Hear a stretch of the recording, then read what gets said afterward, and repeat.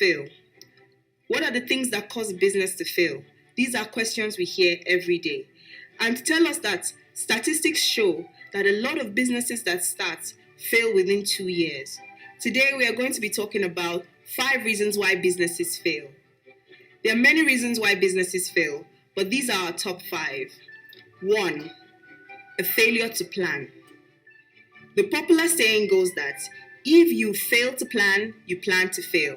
And although it may sound like a cliche, it is very true. We are not asking you to write a 70-page business plan, but you need to sit down and build the proper processes, strategies, and foundation so that your business can grow. And all that takes planning. Planning is not a book. Planning is a process. Planning is ongoing.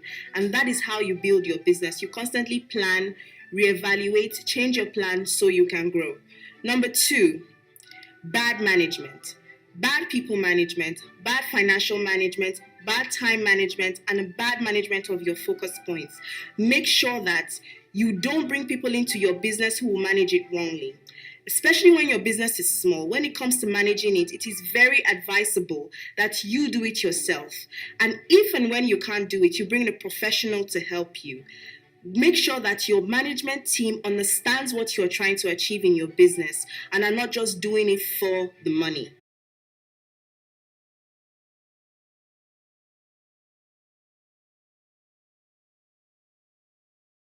Number 3, too much too soon.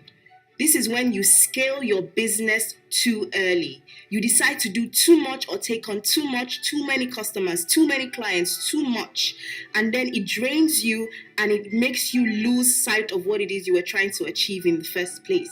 There are so many businesses that started out successful. We loved what they were doing, but before you know it, for example, a restaurant, you go and you try to order what it is you love and they tell you, oh, we don't do that anymore, and give you 17 other options. Meanwhile, it was one thing that made them popular.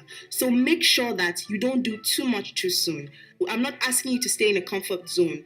Always challenge yourself, but don't take on too much that it makes it impossible for you to grow beyond the point that you are. Number 4, a lack of funds. Money is important. I would always say this, those who say that money is not important usually have a lot of it. But money is very important, especially in growth. So no matter what strategies you are adopting, if you're trying to bootstrap your business to make money to grow your business, make sure that you are keeping a clear account of how the money is being spent, where it is coming from, and ensure that it comes in frequently so your business doesn't run out of money to build, to scale, and to grow. Number 5, no focus. This is the number 1 killer of businesses.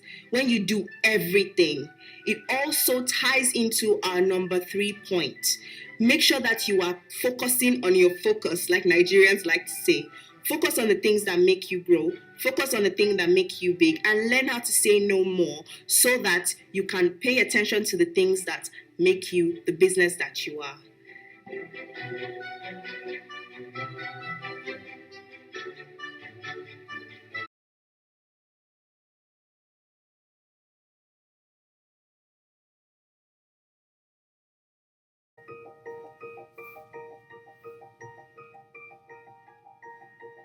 The best advice to a small business owner, or for that matter, to a large business owner, is never stop thinking about how to delight your customer. Not to satisfy your customer, but to delight your customer. And when you wake up in the morning, start thinking about it. During the day, think about it. At night, think about it, and then dream about it. And no company's ever failed that had millions of delighted customers. And you start with them and you get them one at a time. There's no substitute for hard work. The best time you're ever going to have is when it starts out just you, and it'd be great if it grows into a wonderful, big, profitable company. But you're never going to be happier and more satisfied than you are in the first year or so of getting your business going, because you do every single thing. You sweep up when everybody goes home. You're the first one in. You plug on the coffee pot so when your people come in, they have hot coffee and can get straight to work. You work through lunch, set an example for them, but there's no substitute for hard work. People say luck, yes, but the harder you work, the luckier you get.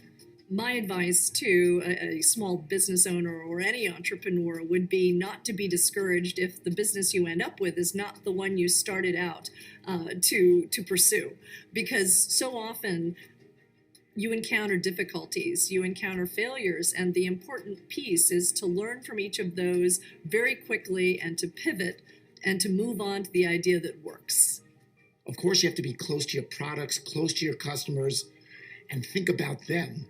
That's the most important. But don't forget to think about your business, what your plans are, what you want to do next, how to take your business to the next level. Again, think about being in your business, but think about your business as well.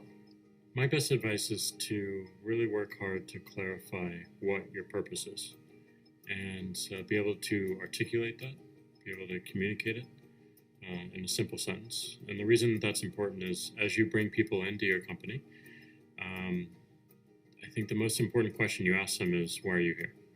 Why do you want to join this company? And if you hear that purpose back, if you hear that passion around that purpose, makes everything a whole lot easier. Any skill can be learned and taught, but passion cannot. Being an entrepreneur can be a roller coaster ride at times. You will have great days, you will have not so great days. You may even from time to time have an awful day. You've got to stay focused and stay level-headed and keep your feet on the ground. Companies that do well at some level, even though it may not be written down on a piece of paper, need to have kind of a clear strategy of why they're different, why they're adding value, why they're producing something special that customers need and that they're not getting now. So I think if there's a clear sense of strategy and you can get all the people aligned around that, then you get a lot more power than if you're just scrambling and working harder and harder and without that clear direction. So that's my one piece of advice.